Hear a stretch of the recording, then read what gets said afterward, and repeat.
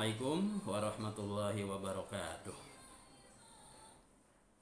Innal hamdalillah nahmaduhu wa nasta'inuhu wa nastaghfiruh wa na'udzu billahi min shururi anfusina wa min sayyiati a'malina. May yahdihillahu fala mudhilla lahu wa may yudlil fala hadiyalah. Para pemirsa yang ada di rumah, khususnya murid-murid SD Islam Al-Azhar 3 Cirebon, alhamdulillah kita panjatkan puji syukur kehadirat Allah Subhanahu wa taala yang selalu melimpahkan nikmat karunia barokah yang serba banyak kepada kita, terutama nikmat iman, nikmat Islam, sehingga hingga detik ini kita masih bisa melaksanakan berbagai aktivitas ibadah kepada Allah Subhanahu wa taala, terutama ibadah di bulan Ramadan, bulan yang penuh keberkahan, bulan yang paling agung. Salawat serta salam semoga Allah limpahkan, Allah curahkan kepada panutan kita Nabi Muhammad SAW, juga kepada para keluarganya, kepada para sahabatnya, kepada para tabi'in, dan kepada seluruh umatnya, khususnya yang menyaksikan tayangan Kultum kali ini. Para pemirsa dan anak-anak semuanya, sebelum kita beribadah, khususnya ibadah puasa, kita harus memahami syarat sah ataupun syarat wajib puasa. Apa sih syarat itu? Dalam kehidupan sehari-hari kita sering mendengar ketika ada orang yang mau melamar pekerjaan, maka mereka diminta syarat, diminta mengumpulkan persyaratan-persyaratan. Nah, dari sini kita dapat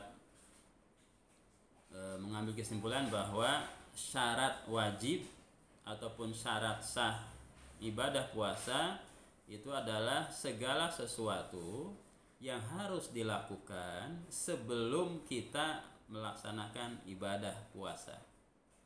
Jadi syarat itu segala sesuatu yang harus kita penuhi, yang harus kita lakukan sebelum melakukan ibadah. Di samping syarat kita mengenal juga namanya rukun. Apa perbedaan syarat dengan rukun? Kalau syarat itu sesuatu yang harus dipenuhi, yang harus kita lakukan sebelum kita beribadah. Nah, sementara rukun puasa itu adalah segala sesuatu yang harus dilaksanakan ketika kita melaksanakan puasa. Kalau rukun sholat berarti sesuatu yang harus dilakukan ketika kita melaksanakan sholat. Nah, itu perbedaan syarat dengan rukun. Nah, sekarang apa syarat puasa?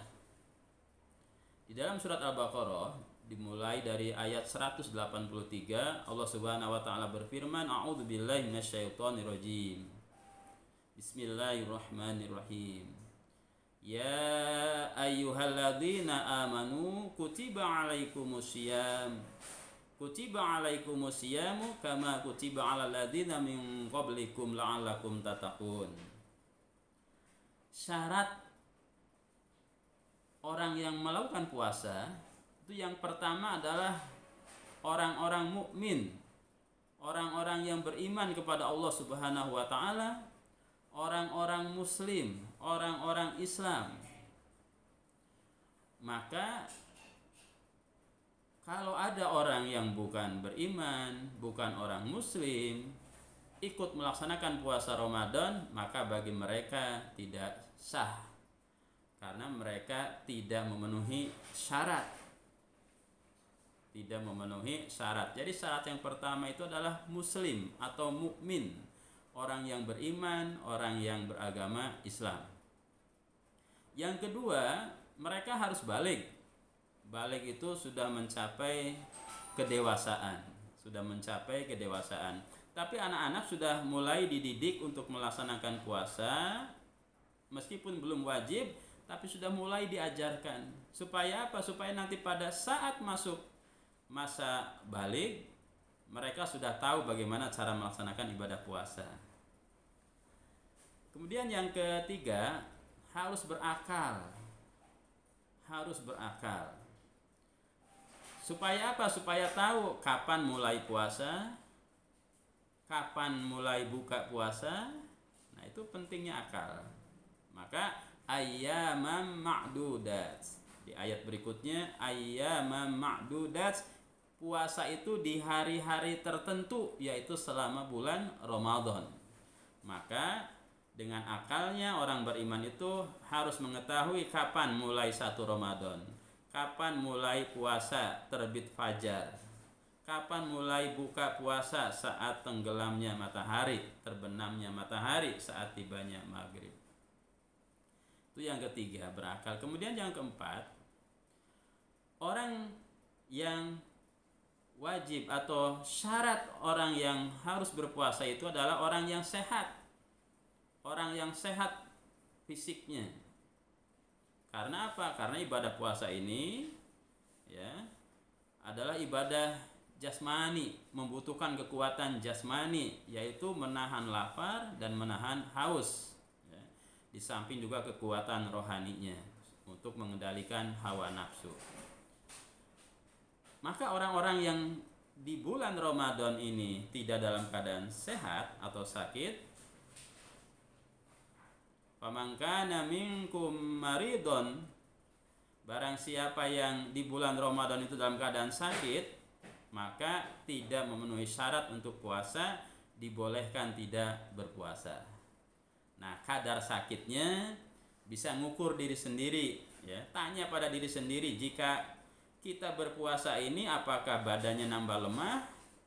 Maka jika menambah lemah maka tidak memenuhi syarat untuk puasa.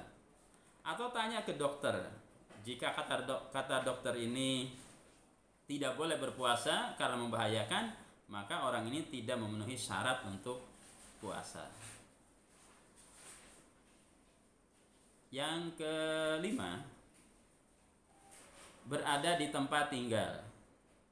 Berada di tempat tinggal, di rumah atau di kota di mana kita berada. Nah, orang yang bepergian tidak memenuhi syarat untuk puasa. Apalagi bepergiannya bisa melemahkan tubuh ya, karena capek, jarak perjalanan jauh gitu. Tetapi jika safarnya ini tidak melemahkan badan, karena zaman sekarang ini fasilitas serba canggih ya. Umpama kita pergi dari Cirebon ke Surabaya ya, yang membutuhkan waktu sekitar 10 jam sampai 12 jam, mungkin bagi yang naik mobil, naik kereta, itu tubuhnya tidak lemah ya, malah seger. Maka orang yang sabar dalam keadaan tubuh yang tidak lemah dianjurkan atau lebih baik berpuasa. Tapi jika dari Cirebon ke Surabayanya naik motor yang menyebabkan kehujanan, kalau hujan, kepanasan, kemudian membutuhkan konsentrasi sehingga badannya itu lemah, maka dibolehkan untuk tidak berpuasa dan nanti mengganti di hari-hari setelah Ramadan. Dihitung berapa hari yang ditinggalkan selama Ramadan, nanti dibayar setelah Ramadan. Nah, begitu juga orang-orang yang fisiknya lemah karena usia ya. Wa 'alal ladina yutiqunahu fidyatun ta'amu miskin. Maka orang-orang yang tubuhnya lemah seperti orang tua itu tidak memenuhi syarat untuk puasa, maka dibolehkan tidak berpuasa dan wajib membayar fidyah, memberi makan kepada satu orang miskin. Nah, itu saja beberapa syarat sah atau syarat wajib puasa.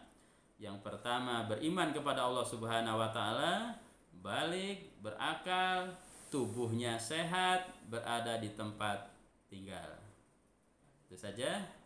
Sampai bertemu di kultum berikutnya. Wa akumikum afan kasir. Billahi taufiq wal hidayah. Wassalamualaikum warahmatullahi wabarakatuh.